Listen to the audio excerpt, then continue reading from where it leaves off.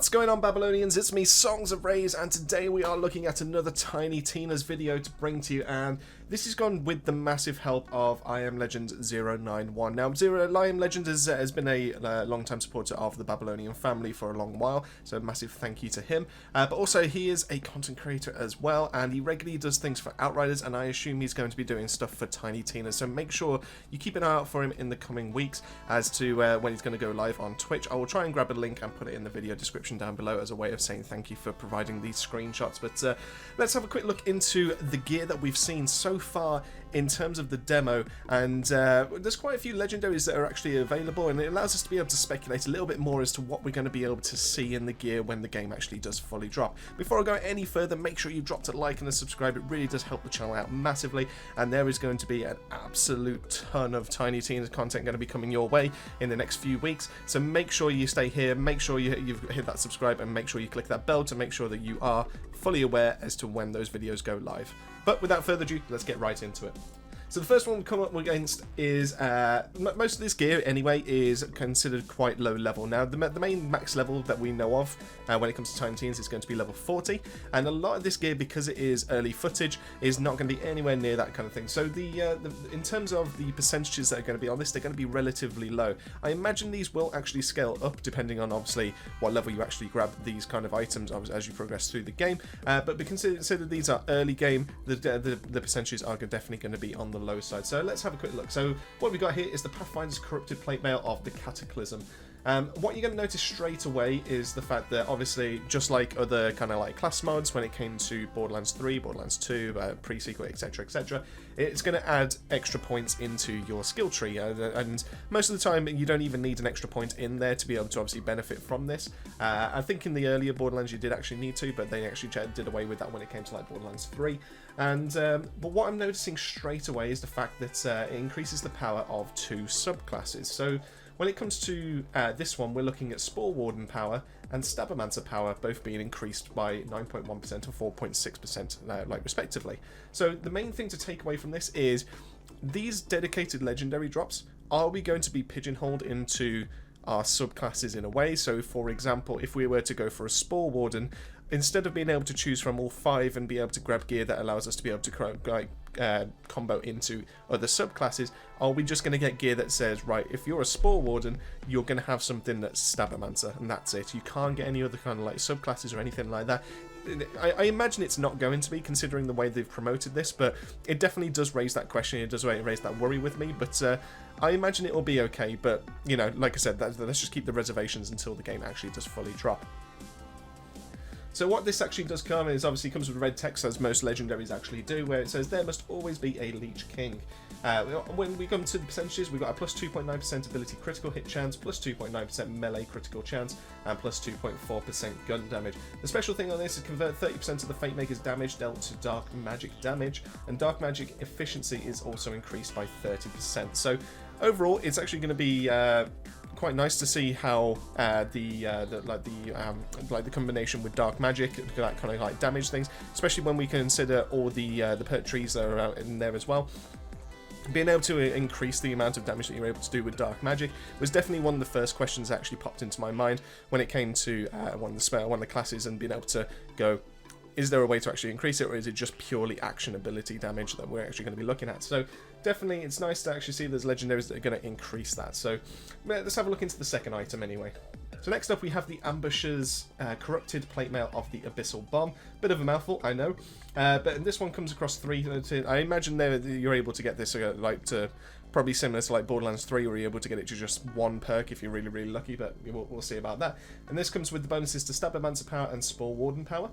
And then there must always be a Leech King again. Once again, same red text, so it's going to be interesting to see if it's going to be the same legendary but split across different classes. So this came with extra spell damage, extra area damage, extra ward regeneration rate, and once again, this also increased the dark magic damage by 30% and the efficiency as well. So nice and simple. We've already pretty much covered this, but it's obviously, you know, we are able to increase that dark magic damage, so it'd be interesting to see what classes can actually benefit from that, if outside of the Graveborn, if I remember right. Next up we have the Slamming Salmon of Mirth which is absolutely amazing, but clearly is a model that's come from Borderlands 3 with the FISHSLAP grenade. Obviously a fan favourite, and it's nice to see that it's actually made its way into Tiny Tina's Wonderlands. And this one seems to come with damage. I'm interested to see how this works. I'm wondering if this is a melee weapon, because it does mention things about melee. I imagine it is because of the little icon that's above Bonk, but you know, for all intents and purposes, it could also be a spell. But I'm pretty sure it's going to be some kind of melee weapon in that sense. So it comes with a damage of 87, attack speed of 1.13 every single second, critical chance of 3%, critical damage 100%, and this rolls with Fish and Amped, which we're going to go into in a second.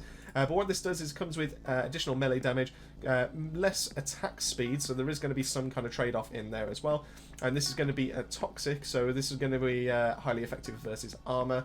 And the Fish ability means that melee attacks always apply a poison status effect, stacking up to 5 times, and amped melee attacks amplify the damage of your next 3 gunshots by 33.8% for the next 10 seconds. So once again, this is going to complement a playstyle where you're best to swap between your melee and your gun damage. I think the Clawbringer is the best one. They're looking at the skill tree to be able to go into that kind of side of things, especially with their additional fire and lightning damage that they're able to inflict. So the Slamming Salmon is definitely going to be a good choice for that class, at least on paper. But obviously, when it comes to actual practical uses, we'll see the items when that comes into the game. Next up, we have the Gladiator's Diamond Gauntlets of UGTON'S Torment. A bit of a mouthful again. This comes with Berserker power and Stabomancer power.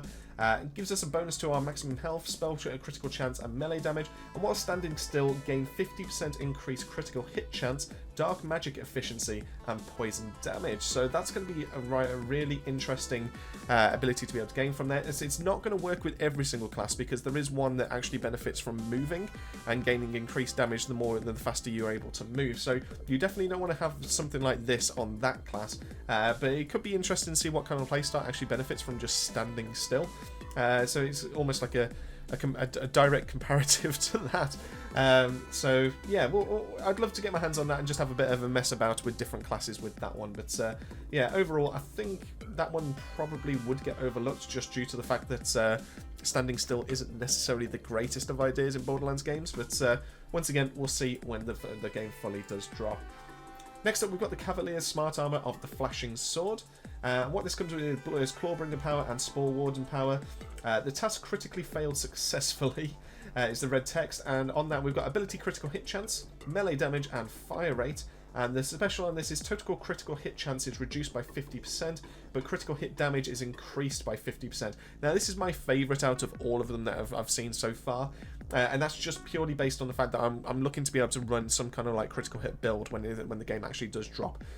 So, for example, I'm looking to go for a Clawbringer. I'm also looking to go into Stabomancer, and both of those are actually going to gain some nice gun damage bonuses, but also look forward to actually dealing some critical hits. And they've got some interesting interactions as to how to be able to go about it. So, I definitely would like to be able to grab one of these for myself. So I'm definitely going to keep my eyes out for it. And as soon as I find out the place to be able to farm this, I will definitely let you know.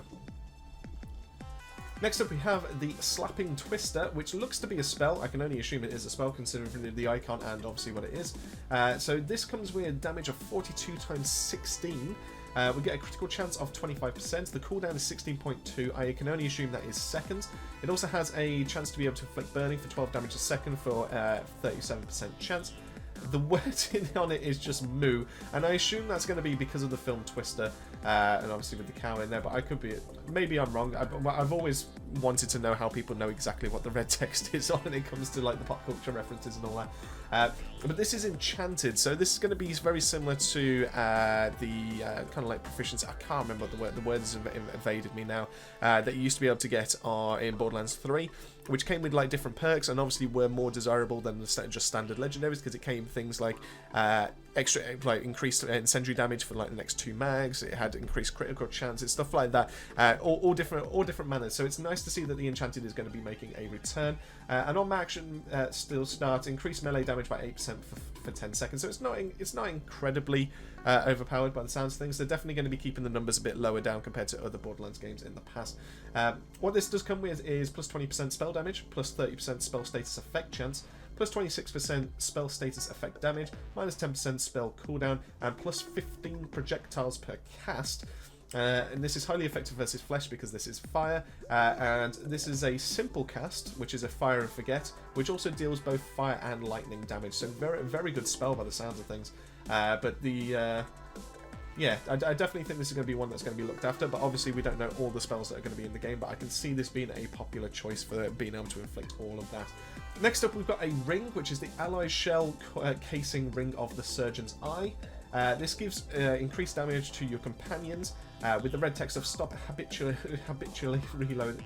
Habitually reloading with ability critical hit damage, ability critical hit chance, and SMG reload speed. And while currently equipped gun is low on ammo, effects are increased by 50%. So there's going to be some interesting rings that are actually going to be able to provide these kind of bonuses. So we're actually going to get some really nice bonuses, and then on top of that, if you meet a certain criteria, we're actually going to see those increase even further. So that's going to be quite nice to be able to see. This one's quite good to be honest with you, because obviously if the gun is low ammo and the effects are increased by 50%, being able to get that bonus reload speed up another 50% just as standard is just going to, like, every single time, as long as you don't reload it too early, is definitely going to be a good shout. Obviously, it might not be the most overpowered thing, it might not be the best thing to be able to fit into all builds, but I can see that being a very nice plus for some people. Next up, we have the Snake Stick of the Crusher, which comes with a damage of 54, attack speed of 1.2 for seconds. It's got a critical chance of 14%, critical damage of 130%. Comes with the post of Snake Stick and Archmage, which we'll look into. My new thing now is Snake Jazz, is the red text. It comes with a minus 15% attack speed, plus 20% critical chance, plus 30% critical damage. Highly effective versus flesh, being fire. Snake Stick melee attacks spawn a nearby Hydra companion that deals melee damage for 6 seconds, and then the Archmage melee attacks restore 3.1% of your spell cooldown. Overall, I can see this fitting into a couple of builds, but yeah, it's just a case of obviously getting to grips with this one, see if but it sounds interesting because obviously being able to summon another Hydra companion could be quite good, because I know there's one of the classes that's able to benefit from more companions that you have, so I can't see any reason why this wouldn't be a good choice for that kind of class and that build. Next up, we actually have our first gun, which is the Fragment Rain of the Magician. The damage is 4x4, so we're going to be looking at a maximum of 16 damage. The accuracy is 60%, the handling is 60%, reload speed is 1.6 seconds, fire rate is 6.3 rounds per second, and the magazine size is 22. This inflicts frost or freeze and does 5 damage a second for a 10% chance. Nothing burns like the cold is the red text. And then we've got a plus 21% fire rate, consumes 2 ammo per shot, has a 3x zoom, and slows enemies. When the weapon is thrown, it explodes on impact and morphs into another Hydra companion, shooting at enemies for a duration. So this is another way to be able to benefit from all those Hydra companions, or just companions in general. The Ancient Deity of Hail is a shield or reward, from what I can tell, which has a capacity of 297. The recharge delay is 5.5, recharge rate is 53, and comes with the perks of Ancient Deity and Trigger Happy, which I'll look into. Got the red text of Hear My Words That I Might Teach You. What this comes with is plus 20% elemental damage resistance, minus 20% physical damage resistance, plus 10% dark magic damage, plus 10 fire rate when ward is depleted. I imagine those last two are going to be to do with the Ancient Deity and the Trigger Happy. It just seems too likely, considering the names of them, for it not to match up. I imagine the main part of this legendary bit is the fact that you're able to get yourself some nice elemental resistance, but you are sacrificing that physical resistance to be able to have that. When it comes to the next ring, we've got the Allies Promise Ring of the Jinx. And this comes with companion damage. Also, it comes with the red text of Wait For It, which also then rolls with ability critical hit damage, spell critical hit damage, and while action skill is ready, effects are increased by 25%. So basically, you want this for a class that you don't need to use your action skill very much. So I can't imagine which one you would actually really want to use that for. I mean, most of the action skills seem pretty useful as far as I can tell. So I'm not too sure how that one's going to work. I'm not too sure if that one's actually going to be like a big seller for most people. Next up, we have the Pathfinder's Amalgam of the Hellhound, and this comes with Spore Warden power, Stabomancer power, and this red text is the infinite is possible, the only limitation is yourself. This comes with companion critical damage, critical chance, companion damage, maximum ward capacity, gun damage, and gun critical hit chance. So overall, some very nice bonuses, especially if you are playing as a class that has access to companions on that one. And then the last one that we've seen so far is the Mind Rune. Now, the Mind Rune comes with a capacity of 396 for being a ward. It comes with a recharge delay of 3.1, a recharge rate of 32, and comes with the Mind Rune. The red text is, if you can think of a better way to get ice, I'd like to hear it. The rune, when you cast a spell, summon a frost rune under a nearby enemy that explodes after a short delay. This effect has a short cooldown. This is also inscribed, where unique rune abilities are shared across all players equipped with a rune ward. So we're going to see some nice inscriptions or inscribed, depending on inscribed effects. Being able to see that some abilities are actually going to be able to be passed across for co-op. So it's going to make co-op builds a little bit more viable compared to other Borderlands games, especially since it was kind of like every build was pretty much out for themselves, and now we've actually got with like the Clawbringer's skill tree, being able to pass off extra damage or being able to pass off damage reduction. We've got this that allows us to be able to pass off unique rune abilities to other players. It's going to be interesting to see what kind of like compositions we can actually do and be able to, you know, get that out for you as well. And I think it just kind of makes those streams a little bit more viable as well, which means that stream carries and as like of the likes of the sort for like Outriders, for example, like we have done in the past. This means that we're actually able to equip certain pieces of gear as long as it is part of the build, and that allows us to be able to pass it on to other members of the party, and those members that also join us to be able to take part. If they have something like this, it actually helps and benefits the people that are trying to do most of the content to be able to help out as well. So very interesting. I'm really looking forward to it. I'm interested to see what this is actually going to bring. But yeah, I'm definitely hyped, ready for next Friday, and yeah, I'm over the moon. I'm really looking forward to it. So hopefully you've got a good grips as to what the Legendary is to be able to expect, and yeah, I'm hoping you're as pumped as I am.